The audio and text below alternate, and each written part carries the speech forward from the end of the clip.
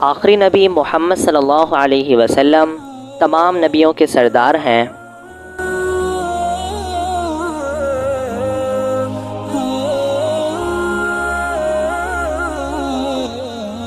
آپ صلی اللہ علیہ وسلم جس رات دنیا میں تشریف لائے، اس روز عرب اور مکہ کے لوگوں نے بہت سی غیر معمولی چیزیں اور معجزات دیکھے۔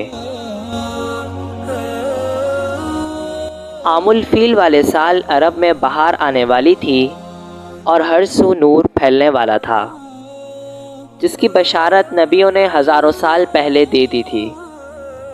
عرب میں اس سال ایسے واقعات ہونے لگے جو اس بات کی نشانی تھی کہ ایک نبی مبعوث ہونے والے ہیں۔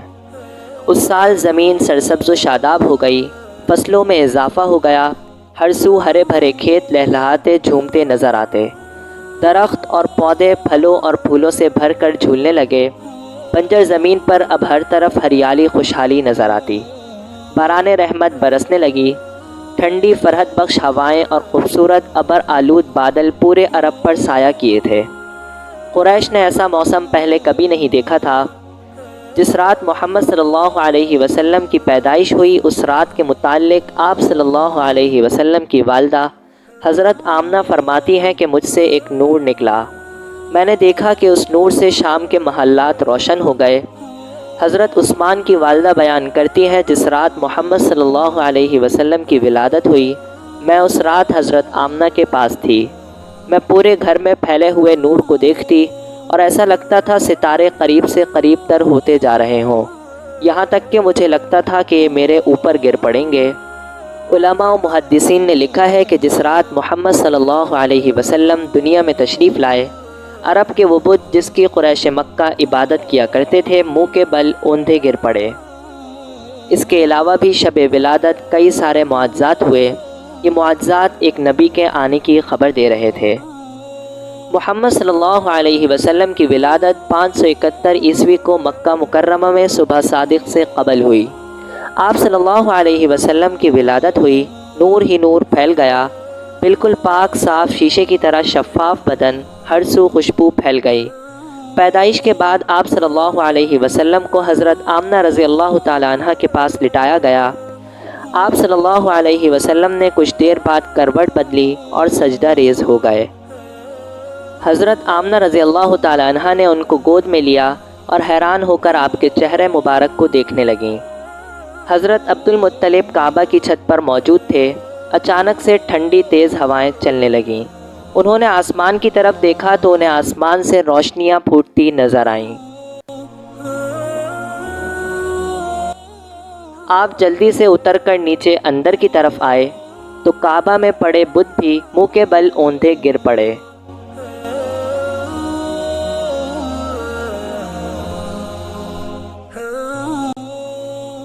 آپ کعبہ سے باہر تشریف لائے تو حوض کے پانی کو خوشی سے ٹھاٹے مارتا دیکھا۔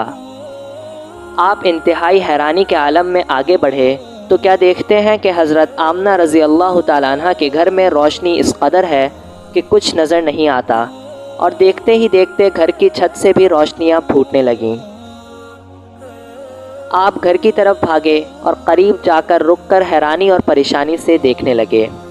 گھر کی دیوار پر ہاتھ رکھتے ہی سکون محسوس ہوا اور روشنیاں اس قدر تھیں کہ آپ کے چہرے پر بھی پڑنے لگی۔ آپ نے اپنی آنکھیں بند کر کے خوشبو کو محسوس کیا جو گھر سے باہر تک آ رہی تھی۔ آپ گھر کے اندر داخل ہو گئے اور لرزتے قدموں سے آگے بڑھنے لگے اور سامنے کمرے کی کھڑکی سے دیکھا کہ حضرت آمنہ رضی اللہ تعالیٰ عنہ ایک پرنور چہرے والے بچے کو گود میں لیے بیٹھی ہیں۔ صبح کا سورج طلوع ہوا اور مکے کے لوگ اپنے گھروں سے باہر جمع ہو گئے۔ حضرت عبد المطلب نے حضرت آمنہ رضی اللہ تعالیٰ عنہ سے بچے کو گود میں لیا اور کعبہ کی طرف بڑھنے لگے۔ حضرت عبد المطلب کعبے کے قریب پہنچے اور کعبہ پر ہاتھ رکھ کر اللہ تبارک و تعالی سے ہر فتنہ و شر سے محفوظ رکھنے کی دعا کی۔ کعبہ کے دروازے کی چوکھٹ خود بخود بجنے لگی۔